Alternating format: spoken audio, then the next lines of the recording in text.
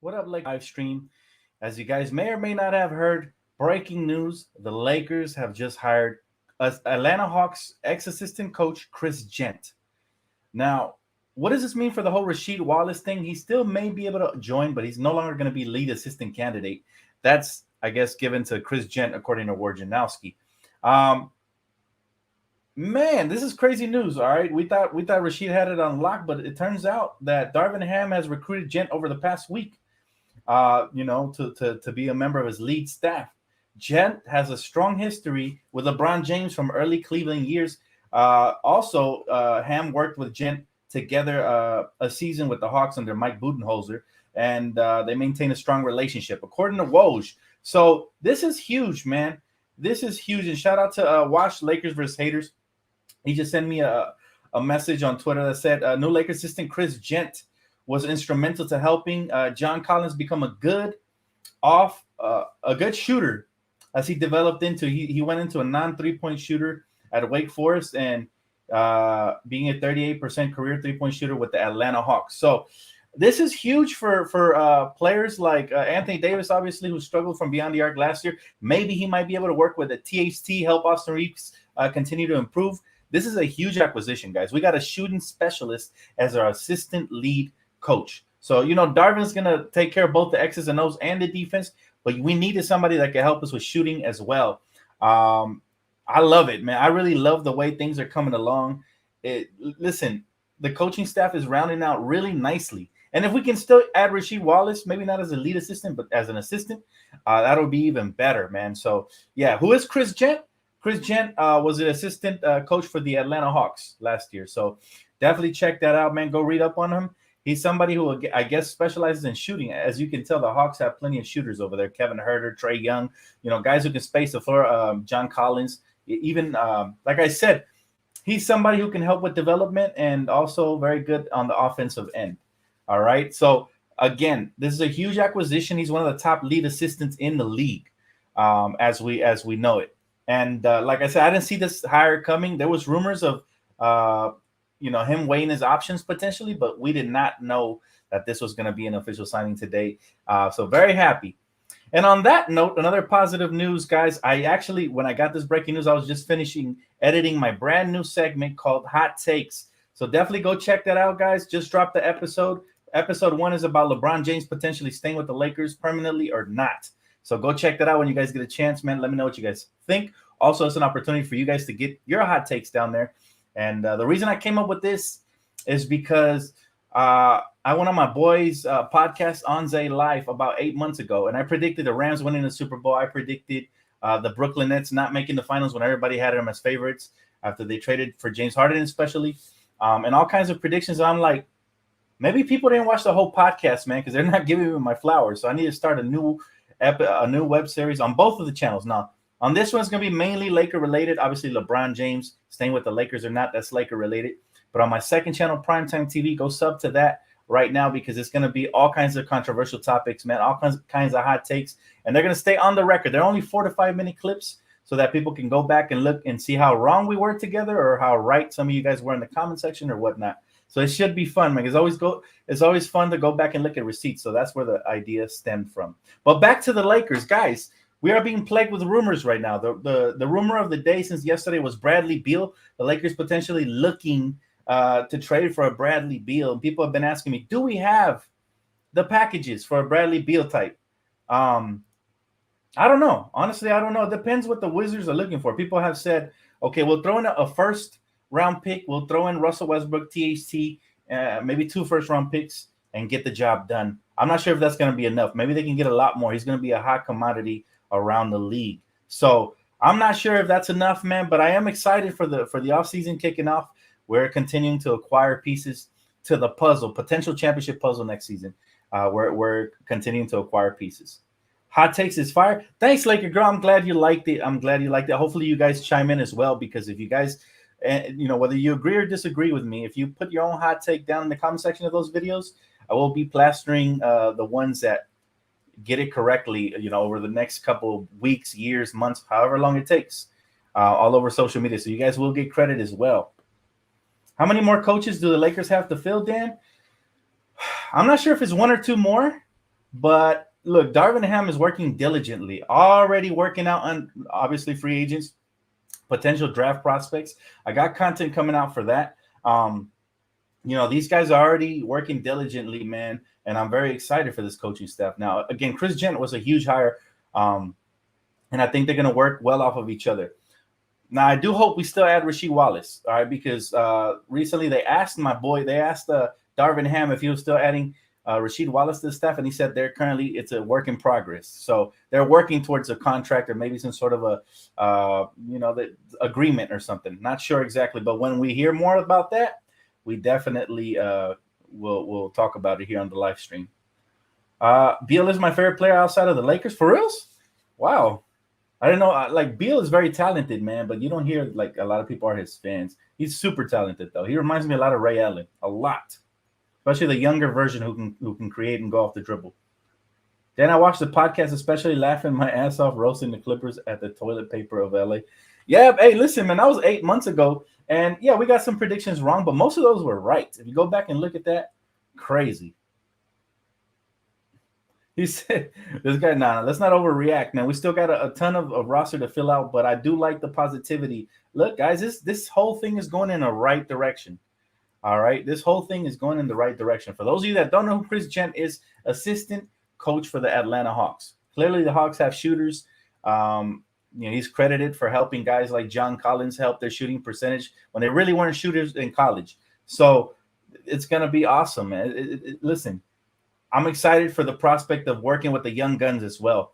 The assistant coaches we have are good at player development and also can command locker room presence with Darvin Ham. So I think we're getting a nice mix of player development and a coaching staff that can be firm and command the respect of the locker room. Now, rumor has it that coach already issued a defensive challenge for Russell Westbrook, and he accepted that. So that could be huge if he even tries to play defense before offense, right? If he focuses primarily on defense, then it's going to be fun. It's going to be a fun season. But I'm not sure how much he can improve defensively at his age, to be honest. But to be determined.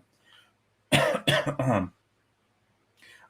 want Russ to stay. We win in the cup next year. We need some more shooters and some good defense. Can't wait to fill out the roster, man. And again, as we get the breaking news, I will be coming live. Crazy. I was just done editing, just uploaded my brand new segment, again, called Hot Takes. For those of you just joining in, go check that out. And right as I uploaded it, I get the breaking news notification from Woj that the Lakers hired Chris Jent. He said, bro, Hot Takes is fire. Appreciate you, bro.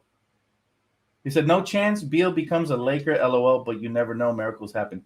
I want to say no chance, but the odds aren't good, right? Clearly, unless, listen, there's rumors that since LeBron James could leave next season or the year after that, depending on if he opts in to his final year of his contract. If LeBron James leaves, then clearly those lottery picks that we trading better be protected because they could be worth a lot. You never know. But if he stays, and I do hope he stays, and plays out at least one more year after this one, then maybe those picks will be worth a lot less. So it all depends on how much value the opposition values our draft picks, right? These are picks, I think, 2027, because you can't trade consecutive years, and 2029. So I don't know. They could be worth a lot or maybe not. Do I think the Bradley Beal rumors are legit? Do I think the Lakers want Bradley Beal? Sure. And they're going to, they have to try because you never know. You might strike out or you might hit a grand slam. Bradley Beal alongside LeBron James and Anthony Davis would be really awesome. All right. He's exactly what the doctors order, a floor spacer who can create and is just a bucket. He's a solid defender as well. That's an underrated thing about his game. A lot of people don't watch the Washington Wizards play, but I can tell you he's a solid defender as well when he wants to be.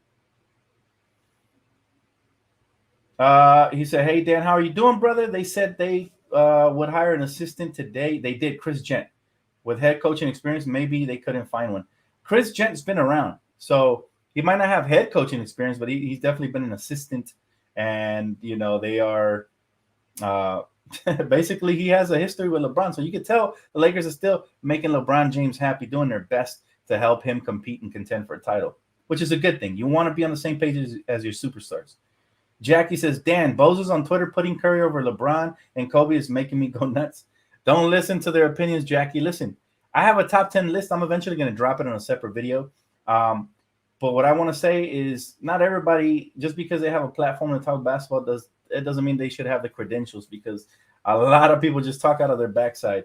Of course, people want to be prisoners of the moment, but everybody knows there's levels to this, man. Jordan, LeBron, Kobe are on a different level. Curry, he could reach that potential level if he wins a championship or two more, right? Maybe most likely two more. But as of right now, let's just say he retired right now. No, LeBron James is clearly head and shoulders above the competition of the players currently playing right now. And people just, again, tend to be prisoners of the moment.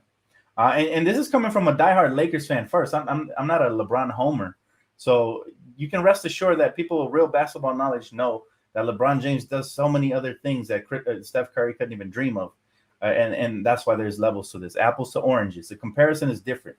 Now, Curry is not the greatest defender. He tries, but he's not the greatest defender. We know when LeBron wants to play defense, this man is a beast, right? Even at his age, he's still blocking shots from the weak side and stuff like that. So that's something Curry can never do. The playmaking, LeBron is on a different stratosphere. All right, Curry is an elite playmaker, but we have to make up a new word for LeBron as a playmaker. So there's no comparison.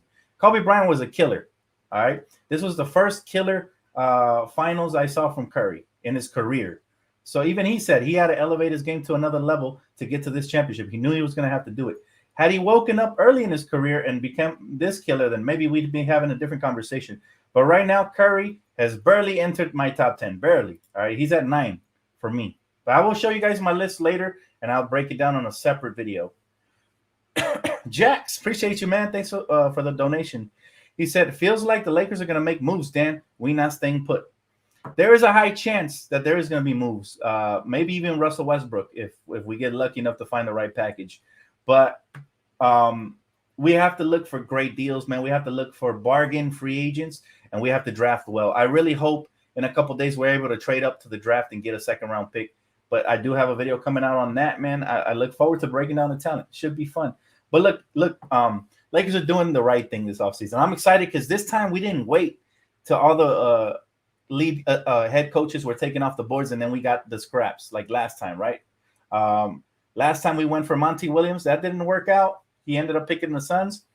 Then we wanted Ty Lue, but Ty Lue wanted to, I guess, more money than the Lakers were willing to pay or more years. And then we ended up with Frank Vogel. This year, the first guy we wanted, Darvin Ham, was the first guy we got. So I commend the Lakers on that. That's exactly how we needed to come in here. They did the due diligence. They definitely interviewed guys. They even tried Juwan Howard, even though he no cigar, right? He wants to stay in college. But look, they did what they had to do, and now we're reaping the benefits of it. Listen, we're blessed we didn't go with Kenny Atkinson. He just busted a U-turn on the Charlotte Hornets today. I've never heard of a coach agreeing to a contract deal and then backing out at the last minute. I'm so glad we didn't hire him because I would have been irate had he had the Lakers hired Kenny Atkinson and he did that to us. Oof, the pitchforks would have came out.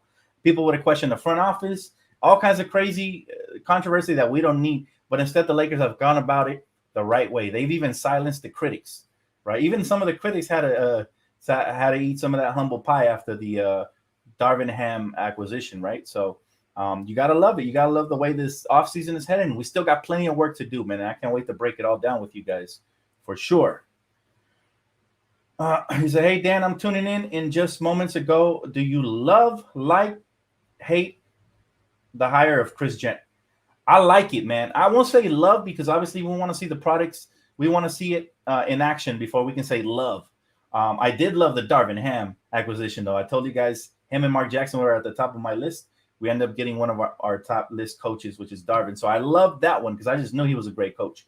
As far as Chris Jent, I want to see him in action. Now, if he helps THT develop, if he helps some of the younger players become more consistent shooters like Austin Reeves, who started off the season shooting at a high clip but eventually hit the rookie wall.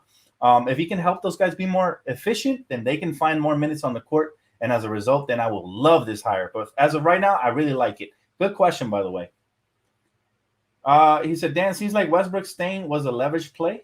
It could be. It could be a leverage play because obviously we don't want to seem desperate. At the trade deadline, if you remember all the rumors, was the Lakers seem desperate. Teams are looking to basically they're looking to ravage the Lakers from assets. They want 2 first-round picks for Russ. I was like, hell no, we better not. Do you appreciate the Warriors now that they beat Boston?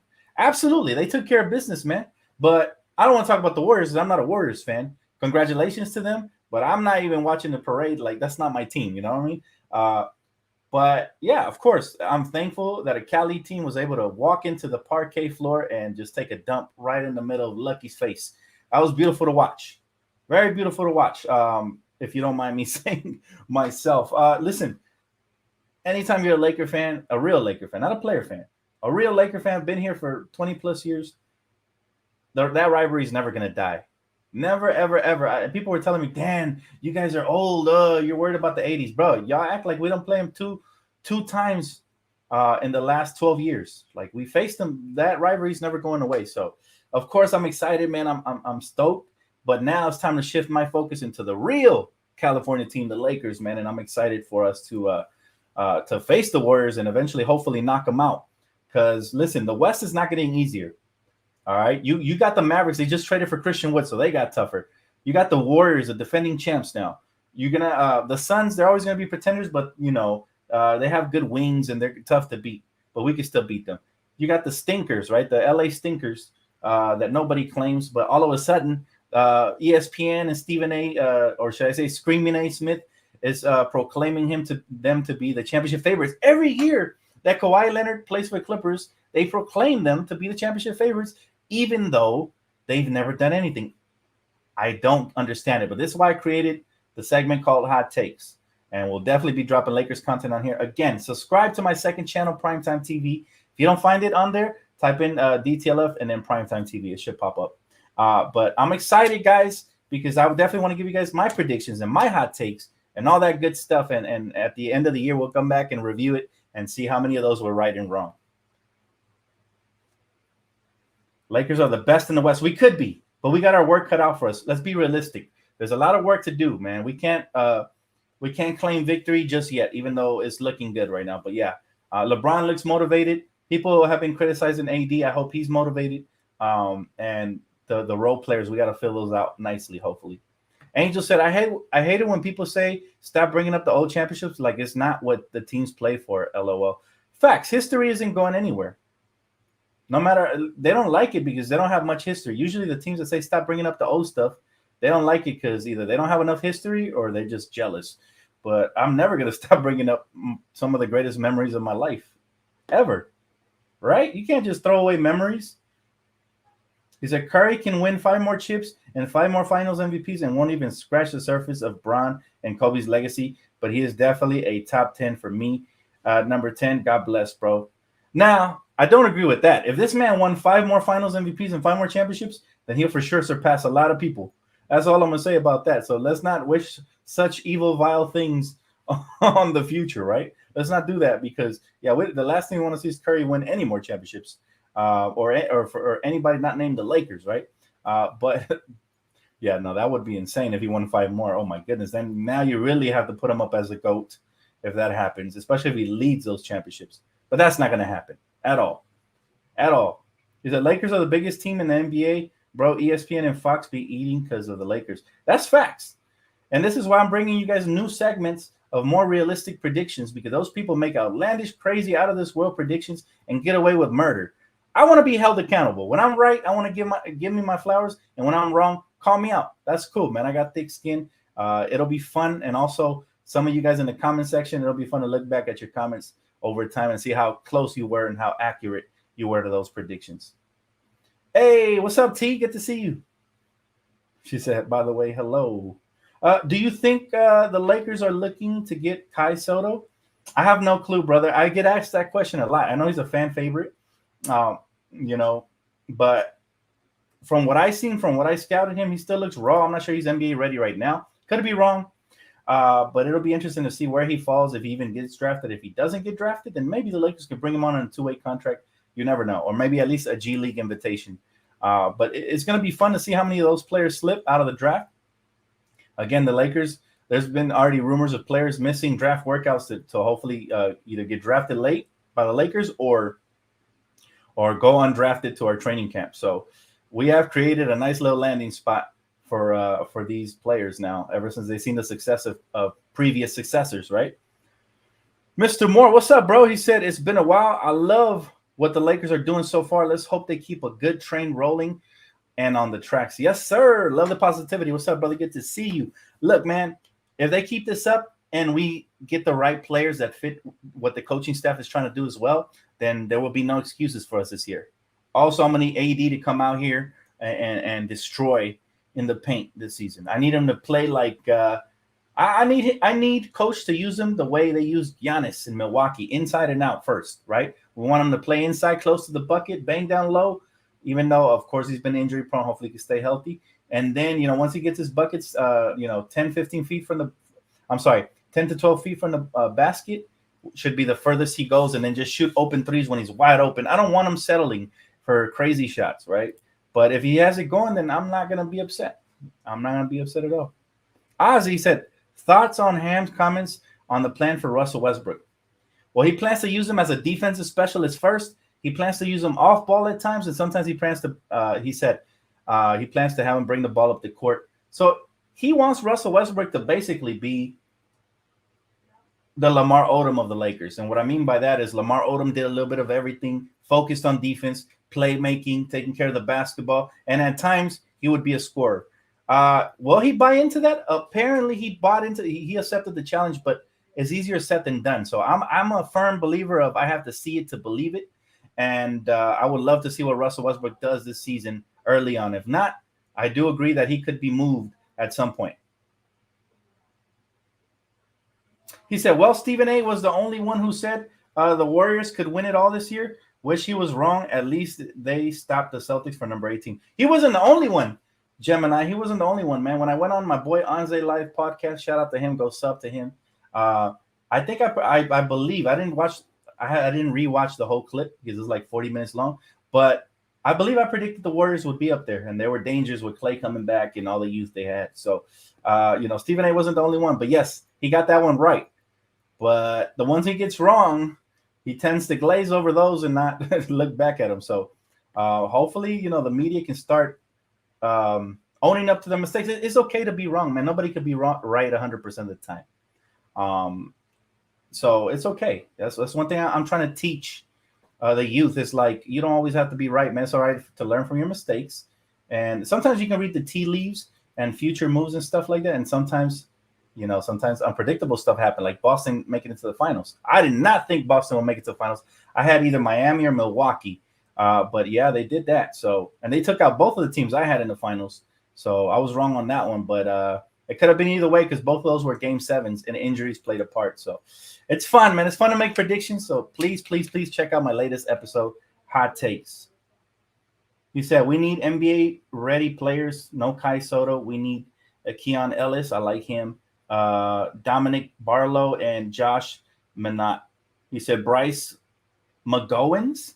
Damn, those are some hard last names to pronounce. Hopefully I did them justice, man. But yeah, you're right about that. I do believe the Lakers are going to get an NBA ready player. Somebody who's been seasoned 1 or 2 seasons in college at least has to be the minimum requirement if they're going to play heavy minutes. And if we're lucky enough to trade up for a draft pick. If we don't get a draft pick, then we're going to have to hope that some of these players slipped out of the draft and join our invitations to Summer League and all that. So, again, it's always fun, man. It's like finding little diamonds in the rough, and I can't wait to break it all down and scout all Summer League long and beyond. So it's going to be fun.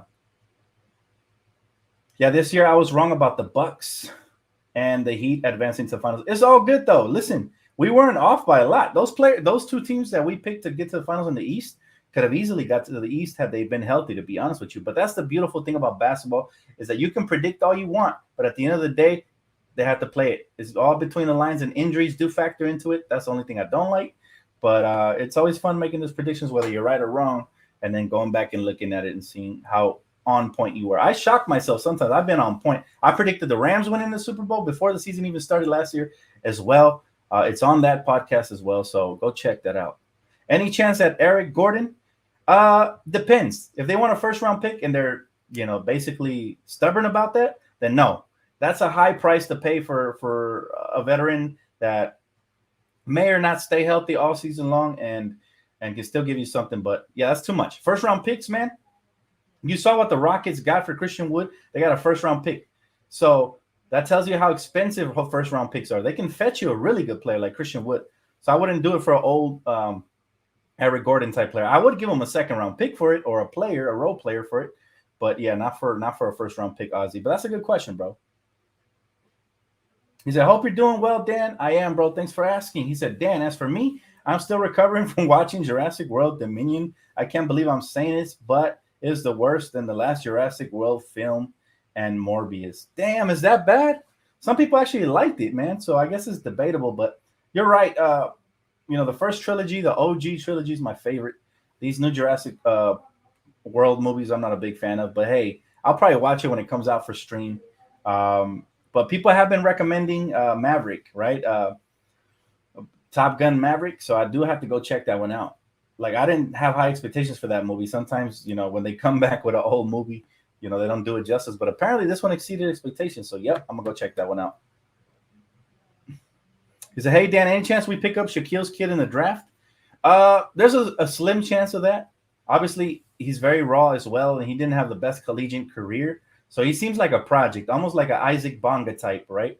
You might draft him and stash him or something. I don't know. But I don't think they'll be using a draft pick on him. If he slips it through the cracks and he goes undrafted, and maybe as a favor to Shaq's, we might send him a summer league invitation. And if he proves himself, then, hey, I would love it, man. It would be a nice little Cinderella story.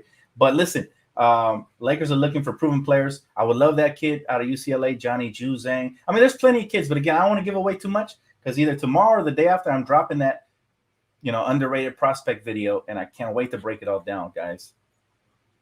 Lakers will win a championship this year. I called it. I like it. Hey, go put it under my new video on hot takes, bro, so I can register. Definitely go comment that under there. And if you're right, I'll give you props next year. But that is an extremely early hot take, but I love it. I love it. That's what it's all about. Dan, did you like the movie Hustle? I loved it, man. And by the way, I love basketball movies, but I hadn't seen a really, really good basketball movie in a while. That's a great movie. Adam Sandler still got it, man.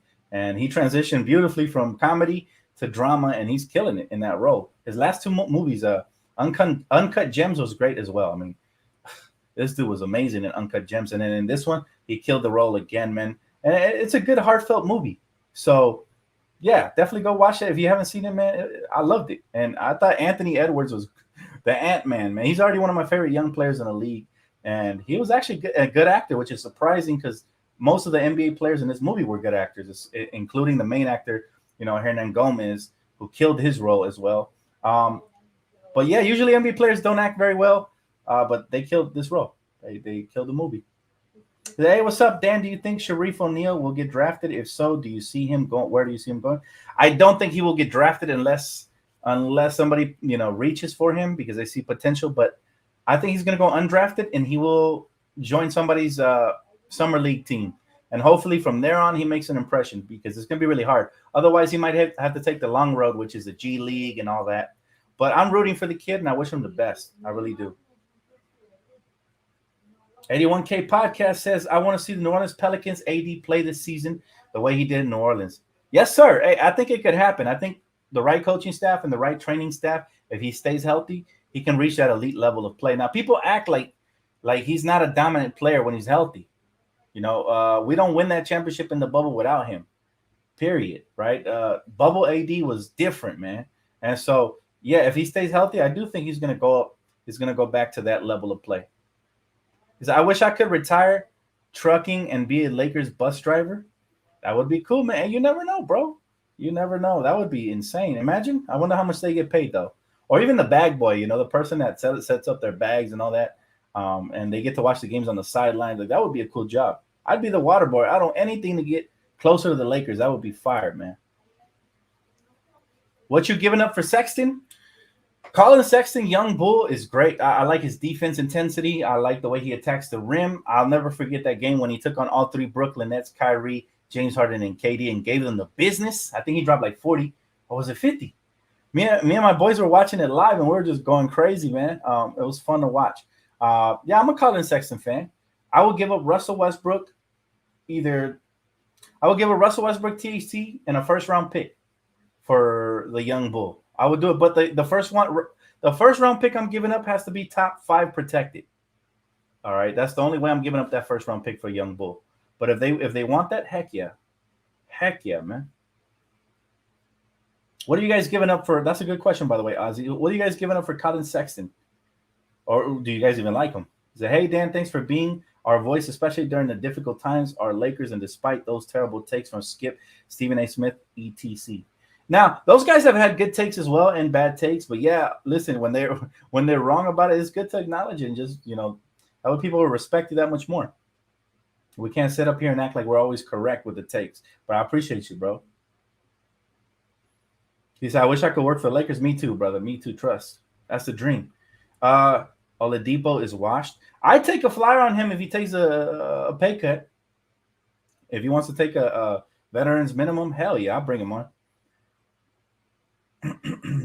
He said, what's up, homie? Saludos from Guatemala City. Go Lakers. What's up, Vic? How you doing, Victor? Saludos, bro. Daniel de la Cruz, low risk, high reward signing since the Lakers don't have cap space. We'll see, man. Listen, there's going to be even though we don't have cap space, we have the cachet. We have a new coaching staff. We have 2 superstars. There's going to be players that are willing to take pay cuts to come and play for the Lakers. I hope that some elite names do come and do that. But we still don't know if we're going to trade Westbrook, create cap space or not. Now, if you guys haven't seen my latest episode of Hot Takes, go check that out.